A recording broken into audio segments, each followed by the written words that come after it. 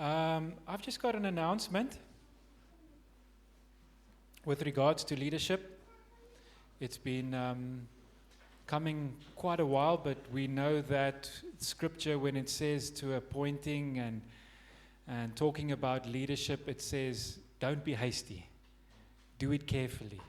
Be sure. And so this morning, just want to put that Scripture on there. Before we go on, it's the first slide. Enlarge the place of your tent. Stretch your tent curtains wide. Do not hold back. Lengthen your cords. Strengthen your stakes. For you will spread out to the right and to the left. And so this is something that God spoke to us a while ago. We saw it busy happening. We needed to respond. And there's 3 areas that this is happening in. First of all, in our hearts, maturity with our relationship with the Lord. That this tent would be stretched to the left and to the right. That we would grow in maturity as individuals, but also as a body. And so that God is making space for us to grow in maturity, to become like Christ in the midst of our everyday. But also practically, we see that it's becoming a little bit knap hier so binne. Coffee stations had to be moved outside in the summer. When it rains, it has to be moved inside, and tables and chairs and things need to be packed in and packed out, and it's not ideal, but it is what it is because things is expanding. And we see that. And so also just quickly, there's been good conversations about what do we do with space, and we're going to be taking that next step soon enough about where to, how to make it more practical for us as a body. And then the other is when this starts happening, when we start maturing and when people become more, leadership has to be there to support. And so this morning we want to be doing an announcement, and how it works is with elders and deacons. How it worked in the past is that the existing leadership identifies possible leaders to help. And we go and we ask them, listen, this is what's on our heart, but we want you to pray through it, test it, make sure, and be willing. And if you say yes, then we're going to give it over to the congregation and say this is possible leaders for the future, and we ask that you would test it, pray through it, chew through it, and give us feedback. And once the feedback comes, then we can appoint and ordain. And that's a biblical model of appointing and ordaining leadership within the church. And so this morning, drum roll. This morning we want to do that. And but before I do that, let's go to the next slide. So I just want to give a brief overview. What is an elder and what is a deacon? How does that look? And so elders, if you can't see it, I'm going to read it. I've got it here. So an elder's responsibility, or part of the responsibility is anyways, to teach and explain God's word, to lead the church with wisdom and humility, to protect the church from false teachings, to pray for and care for people, to be an example of good character and faith, encourage and strengthen believers, help bring peace and solve conflicts, to shepherd or to care for the church like a shepherd cares for sheep, and to serve willingly, not for money or for power, and to work together with other leaders. So these points come out of these scriptures at the bottom: 1 Timothy 3, Titus 1, 1 Peter 5, and Acts 20. And then a deacon, to the next one, is to serve practical needs of the church, to help and care for the poor, widows, and those in need, to support the elders and leaders, to help bring unity and peace within the church, allow elders to focus on doctrine and teaching, be people of good character and honest living, be faithful in family life and personal faith, to serve with sincerity, not for money or for status. And so these are some of the roles of an elder and a deacon.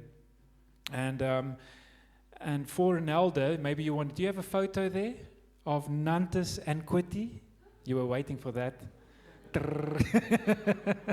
So for a while now, Nantes, Quitty, if you were wondering, how do we choose? How do we identify? And the Lord showed something of this to us as existing leaders, and this is how it's been. Those that are already serving in this capacity, go and choose them, appoint them. So we've seen that with Albie and Lizelle, with Christoph and Miranda, hopefully with myself and Lisa, with Albrecht and Corrine, that there was already, before any sort of appointing, we see that they were already doing this. So it wasn't an extra capacity, it was something that they were flourishing in already. And we say, hey, listen, would you be willing? And so the willing part is crucial, because some people are already doing that, but don't have the capacity to say, okay, I'm all in. And so this is what we've done. We've identified 2 couples, one as an elder, one as a deacon, that are willing, and somehow, not perfectly, because if we are getting that perfectly, then we are already in heaven, because that's not the reality. But somehow, in some way, already functioning in these points, teaching and explaining God's word, praying and caring for people, being an example of good character and faith, and likewise with the deacons. So Quitty couldn't be here this morning. She's with family. And the other one is also not here this morning. He's at a funeral. And we got a photo. So what we are doing this morning, if we have to wait for another week that everyone's here, it's just going to drag out and drag out and drag out. And we just want to get this on the go because we need you, Nantes and Quitty. And so from my side, really excited. We've been talking about this for a while. God has been having his way in their family, and we went and chatted with them, and it was a beautiful conversation. They were said, listen, pray about this, think about this, chew through this, and come back to us. And they came back to us with very good news. They are willing. So the willing part is crucial. And so if you're wondering, so there's, with the deacons, give it another photo. You guys are waiting. Not me. Not me. I didn't have another photo. I didn't have another photo of Daniel, but everyone, most that is here, knows Daniel. And Daniel, is, elke keer as ek hom dink, dan wil ek huil. Because he is a servant. So a deacon, the word deacon is a servant. And if there's something that Daniel has been doing over time from the beginning, is serving practically, very practically. And it's beautiful to see. And so I went to Daniel, and one thing that I was waiting for was, Daniel, where's your wife? Arlene. And many of us don't know her. But recently the Lord has put it on her heart that this is her family. And there was a beautiful breakthrough in her heart. And some of you heard the testimony of her coming here. And I said, it's time. It's beautiful, and it's time. And so Daniel, as a deacon, he's functioning in that way. He's already doing what we're seeing in the Word, and it's really pretty. And he was shocked. He was like, what? No, me? No. And that's also part of it. You know, I remember it was with me, with all of us. I think it was Nantes and Quitty. It's like, oh, I don't think, no, I'm not sure, I don't really want to, or, it's a bit overwhelming, because the responsibility and the weight is real. But there's some sort of nudge to say, I know this is where God is leading me. So because of that place, I'm willing. Not because I think I am the best, or can the this, or whatever the case may be, but out of a humble posture saying, sure, I would rather be doing something else, but I know the Lord is nudging me in this area. And so that was the same with Nantes and Quitty. That's definitely the same with O'Daniel. And this is for us exciting.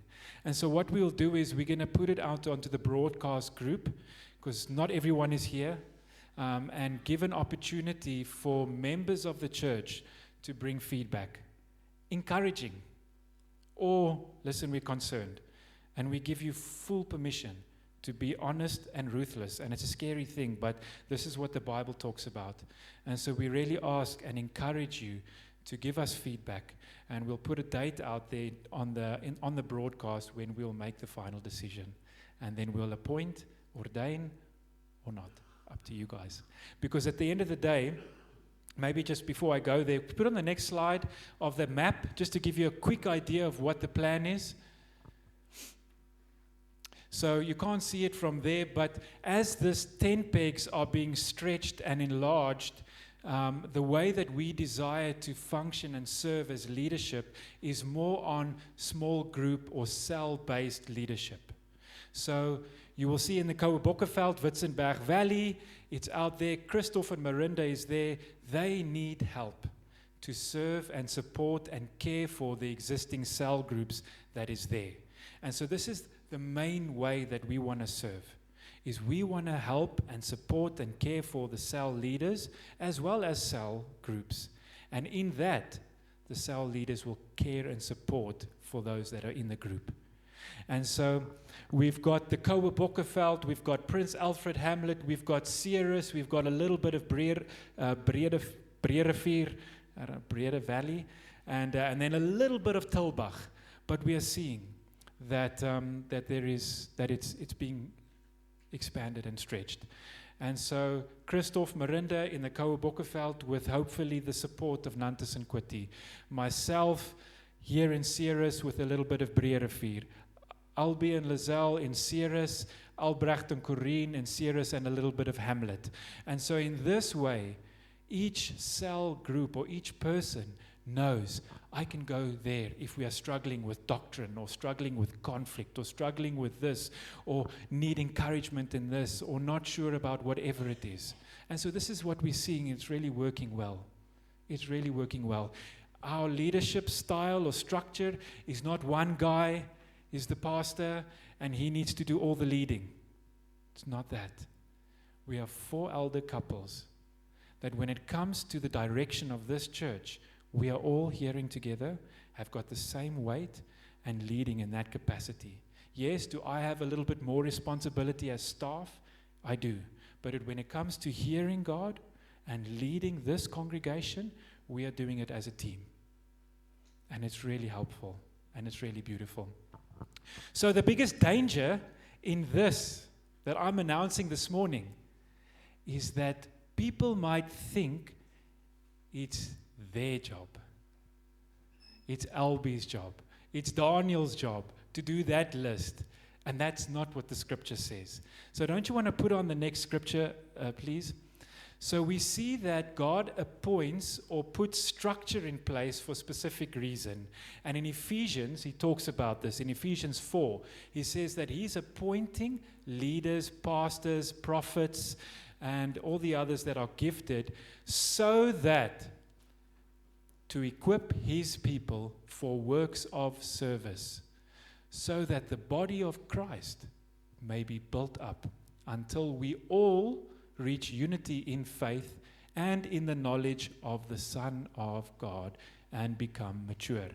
So hopefully our role as leaders or as elders, pastors, and support of elders, pastors, deacons, would be so that we could equip the saints who is in the Kouwebokkeveld, who is in Hamlet, who is in Ceres, Breerevier, so that what? So that they can continue the work of ministry, so that they can continue serving in their workplace, at home.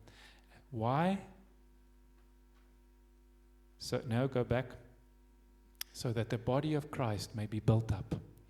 So we've only got a small role. So who's more important here? The leadership or the saints?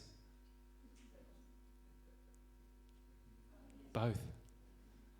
Without leadership, it's difficult to equip, support, encourage, make sure there's unity. Without the saints, the body of Christ will not be built up. And so no one is higher or lower here. It's just a role, a different function in the body of Christ.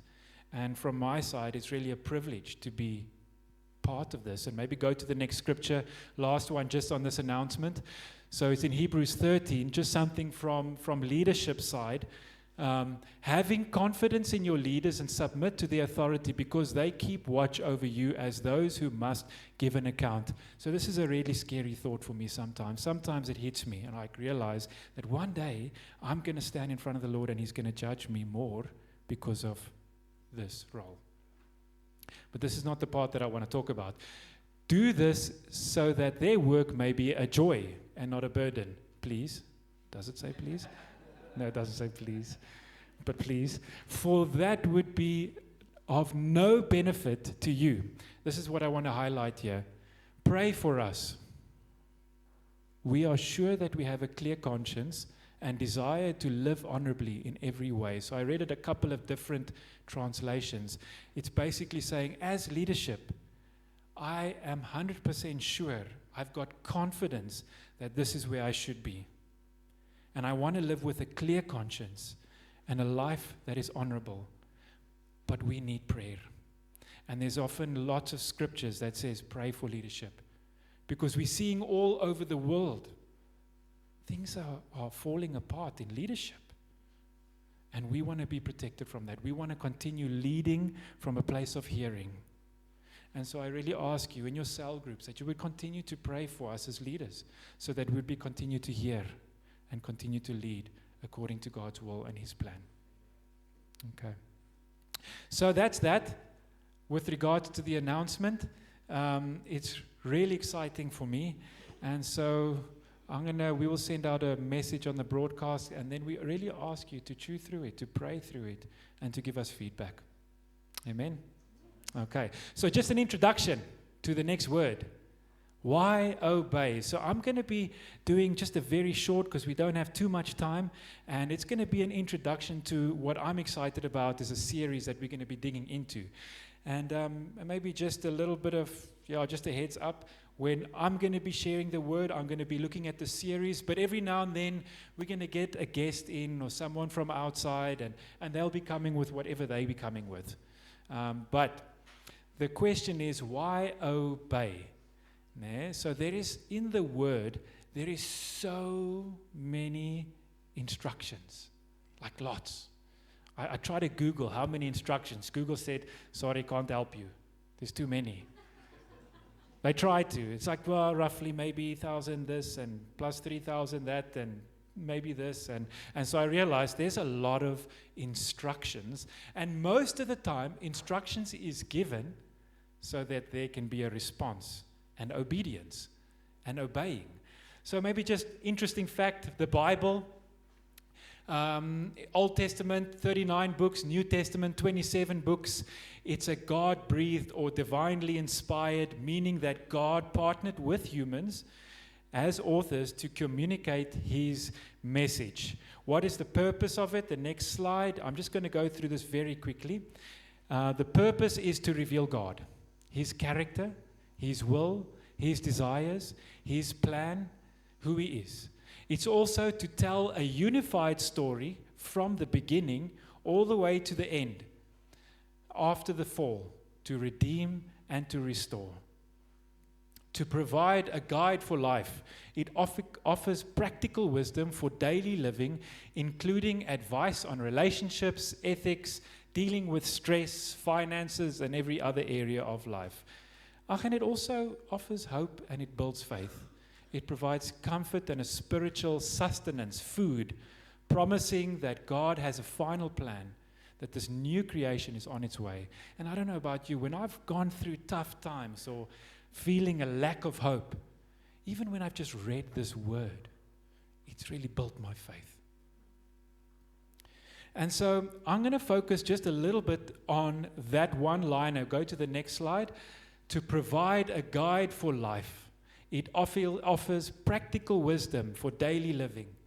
All these instructions that we hear in the Bible, that we see, that we read, why obey them? So I want to try and answer the why. And then we're going to dig into the next series, which is talking about all these instructions. These things that He's putting on the table and saying, listen, do this, don't do this. Be careful of that. And don't do this. But before we jump into the series, we have to know what is God's heart for why. So I've put a clip on there. Melody, can you play that clip? Maybe some of you have seen it. So before you play, I just want to give a bit of context. To answer that question, we press pause there. So this was an experiment of how people act and respond. Maybe you've seen it. And why people do what they do. It's quite funny. And I'm seeing it all over the church. I'm seeing it in my family. I'm seeing it in my own life even. And it got me thinking of, why am I doing what I'm doing? why am I obeying? So, just take a moment. So it basically just goes on to show that everyone that came in the room that wasn't aware or didn't know the why, they were continuing to do it. And that guy that you see there with the black shirt, he was one of the stubborn guys. So it goes on, and he refuses for a while until he eventually comes to the point where he says, okay, well, I'm just going to do it as well. And he goes against his grain and he stands. And so I want to ask you, why are you doing what you're doing? Why do we do what we do? And some of the things that we do are really, really good, and it's necessary. But the question is, and I think this is what Jesus always wants to help us in, is why are you doing it? Because so often as people, we conform sometimes to the ways of the church, and we don't know why we are doing it. And sometimes we conform to the ways of this world, and we don't know why we are doing it. If you had to ask all those people, why were you standing up? No, I don't know. That's what they were doing. Now, this is a danger. And so, keeping this in mind, there's so many instructions in the Bible. Sex before marriage, marrying this person, turning your right cheek or turning the other way, or there is so many instructions, giving to the needy, doing all these things. There's a lot of it. And I want to leave us with a question this morning, why? And so I'm going to read this next scripture from Matthew 5, because we see in the Beatitudes there was a lot of instructions. And I want to kind of just lay a foundation, just set us up for the next couple of weeks or however long it's going to take us as we go through instructions, as we go through actually not instructions, Jesus' heart and why he gave it to us. And so we see in the Beatitudes, or when Jesus was walking with his disciples, he came and he saw the crowds. He went up onto the mountain. And when he sat down, his disciples came to him.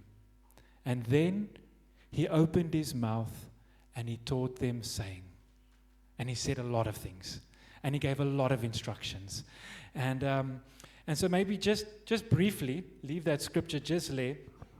In Jewish culture, in that time of Jesus' time, there was rabbis or teachers. And posture with teachers was crucial. It was really important. And so if a rabbi or a teacher in that time, a recognized rabbi or a teacher, if he stood in front of a crowd, it was more an announcement. Reading of the scriptures, announcing something to the crowd. But when a rabbi sat down, it meant, I want to get personal, guys. I want to teach you something that's really, really crucial and important. And so you need to see this in picture form as Jesus comes. It's the Mount, or the Sermon on the Mount. There's big crowds there, and he addressed the crowd, but then he went and he sat down. And as he sat down, his disciples came. And as his disciples came, he opened his mouth and he taught. Now, this is beautiful. And we've got the opportunity to often, last year we did the series of sit, walk, stand, us sitting with the Lord. Here we're seeing that when Jesus sits down, he's got something really important that he wants to share with his disciples. And there is a reason. And it's a why behind it. And so I just want to read one or two things. When Jesus sat down, it was a symbol of a recognized teacher. It wasn't just any random that sat down and taught from the Bible. It was a recognized rabbi, a teacher. Sitting down showed settled authority according to their culture. So they knew, okay, here's a settled authority. We need to listen. And then obviously it signaled personal. Personal, talking, going through, chewing through, asking questions, finding out answers, chewing through those beautiful teachings when he opened his mouth. And so we're going to go to the next slide. We're going to be going through Matthew 5 to 7 as a congregation. And if you don't know what to read, Go and read Matthew 5 to 7. Chew through it slowly. Meditate upon it. Pray through it. If you're in your cell group and you're not sure what to read, read Matthew 5 to 7. And if you're in your cell group and you know what to read it anyways. And if you've got your Bible study plan or you know what you need to read, I want to encourage you to read it also. And in Matthew 5 to 7, you will see in some Bibles it's read, meaning that it was when Jesus sat down and opened his mouth and taught his disciples. And we as people have got this beautiful privilege to take the word and see it as the disciples saw it, to sit down with him and hear what this rabbi has got to say to us. And he's going to teach us. And he's going to give us instructions. But the biggest danger in all these instructions, and we see this over time, is that we start doing them and we don't even know why. Like that girl or young woman, and did certain things and lived in a certain way, and people walked in and felt the pressure of this weird situation and started standing with because, well, they are doing it. And if you had to ask them, but why? And I want to leave us with a scripture of why. And I hope that it makes sense to us. And I hope that it will lay a foundation when we read every instruction, when we desire to obey the instruction, there would be the why behind it. Go to the next scripture. So this is in 1 Corinthians 7, and it's also where the person, Paul, is talking about a bunch of instructions. He's actually talking about marriage, who to marry, what not to do in marriage, when to marry, and it's just another set of instructions ordained by God, used by people to write, so that the disciples can read it and hopefully obey. And then he comes to the end of these instructions and he says something crucial. And it says it throughout the word. From the beginning up until Revelation, it's revealing this truth. But I just wanted to share this one scripture. I can put a bunch of scriptures out. And it says, I am saying this for your own good, not to restrict you, but that you may live in a right way, in an undivided devotion. In an undivided devotion. There's something happens within our hearts, with our relationship with God, when we start obeying his instructions. We grow in an undivided devotion. If there's something more important for us as God's people at this present time, is our devotion and relationship, personal, intimate, real, walking, talking, living, struggling relationship with our God. And he's saying that the reason that I'm giving you instructions is not just to be better people, because it's going to help you in your devotion to the Lord. And so this obedience thing is got, I don't want to say a cause and effect, but we see throughout the word that it's got two things that happen. And we see in the scripture that says, maybe you know the scripture, if you love me, says the Lord, you will obey my commands. But we also see on the other side is, if you obey my commands, you will grow more in love with me. And you see that one is not without the other. And so we've really got a desire as a church family, yes, to obey his commands, to take all these instructions and say, we want to live accordingly. But why do we want to live accordingly? Because if we do, we will be a people that is undivided and devoted to him. And so it's not to restrict you. Oh, the Lord is giving all these things so that I can't that, and I can't this, and I shouldn't that, and I shouldn't this. No, it is really, really good for you to live according these ways. It's full, it's alive, it's free, it's beautiful. Trust me, it's good. And when it's in that way, you grow deep, wide in his love. Is this undivided devotion towards him. And if you ask me, I want to grow in that. I want to grow to be an undivided person, devoted to this God of mine. And when I do that, it's good for me, it's good for my children, it's good for my community, my workplace, and everything around me. It's not just a bunch of instructions that I'm trying to tick off and trying to do it right. No, there's a reason, and He is the reason. Always. It always comes back to Him. And Marga shared something of this morning. This unstable, being tossed back and forth, or double-minded. We see this often, over and over and over. And this is what one of the things that was said to the Ephesian church in Revelation. He said to them, listen guys, I see all the things that you are doing.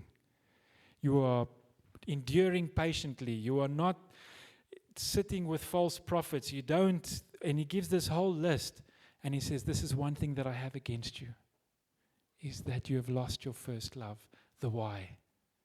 And so I'm just setting us up for this.